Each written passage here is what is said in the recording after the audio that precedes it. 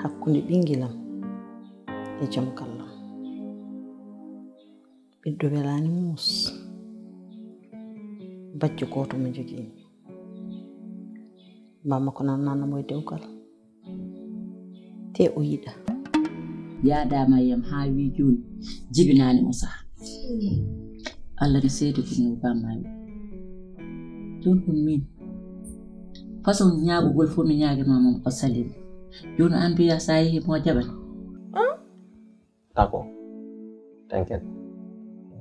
rugi ma sello joni inchallah waɗan mo duwaw rek sa juuli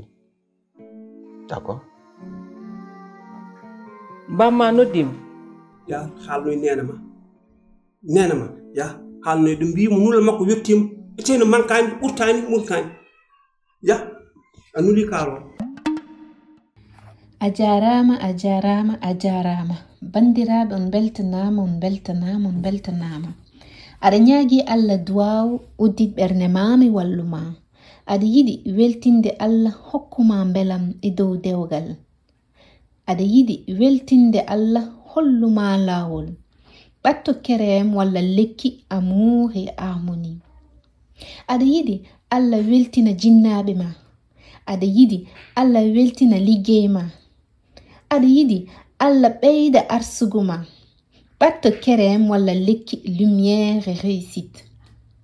aɗa yiɗi Allah safra ɓandu ma aɗa yiɗi Allah ittanma gite e kununde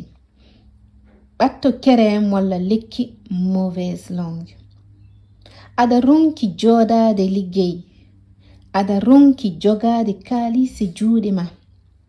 aɗa ronki jodade dewgal